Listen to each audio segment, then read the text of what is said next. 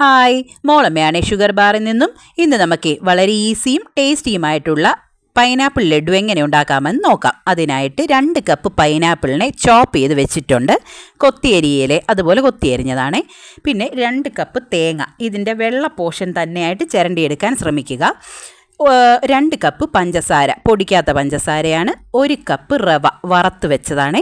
അത് വറുത്ത് കിട്ടിയതാണേലും കുഴപ്പമില്ല, ഒന്നുകൂടെ ഒന്ന് വറുത്ത് വെക്കുക. പിന്നെ 2 ടേബിൾ സ്പൂൺ കാഷ്യൂനട്ടിനെ 1 ടേബിൾ സ്പൂൺ നെയ്ക്കകത്ത് വറുത്ത് കോരി വെച്ചതാണ്.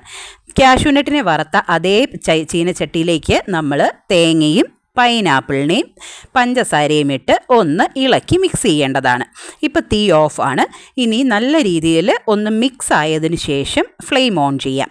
ഹൈ ഫ്ലെയിമിൽ വെച്ച് ഒന്ന് മിക്സ് ചെയ്ത് കഴിയുമ്പം ഇതിൽ നിന്ന് വെള്ളം ഇറങ്ങാൻ തുടങ്ങും. അതായത് തേങ്ങയുടെയും പഞ്ചസാരയുടെയും പൈനാപ്പിളിൻ്റെയും ഒക്കെ വെള്ളം ഇറങ്ങും. നല്ല രീതിയിൽ വെള്ളം ഇറങ്ങിയതിന് ശേഷം, അതായത് ഈ പരുവത്തിലേക്ക് എത്തിയതിന് ശേഷം മീഡിയം ഫ്ലെയിമിലേക്ക് തീയിടാം.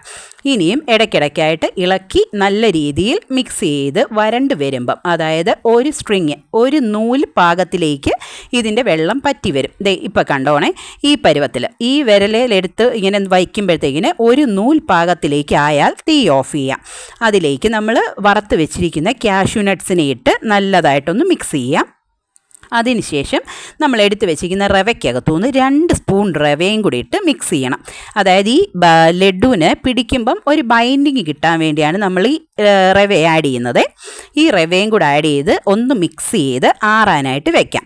ഒരു പകുതി ചൂടാറിയതിന് ശേഷം നമുക്കതിനെ ബോൾസാക്കി പിടിക്കാവുന്നതാണ്.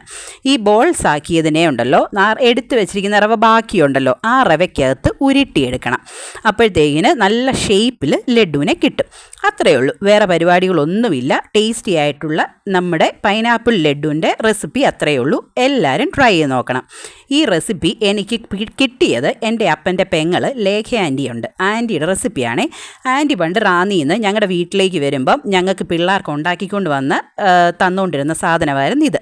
അങ്ങനെ ആൻറ്റിയുടെ കയ്യിൽ നിന്ന് അടിച്ചു മാറ്റിയ റെസിപ്പിയാണ് ഞാൻ എൻ്റെ യൂട്യൂബിലെ ഫാമിലിക്ക് വേണ്ടി ഷെയർ ചെയ്യുന്നത്. നിങ്ങളെല്ലാവരും ഇത് കാണണം, ഇതുണ്ടാക്കി നോക്കണം. പിള്ളേർ മൊത്തം കുടുംബത്തോടൊത്ത് ആസ്വദിക്കണം. എൻ്റെ ചാനൽ ഇഷ്ടപ്പെടുകയാണെങ്കിൽ ലൈക്ക് ചെയ്യണം, സബ്സ്ക്രൈബ് ചെയ്യണം. താങ്ക്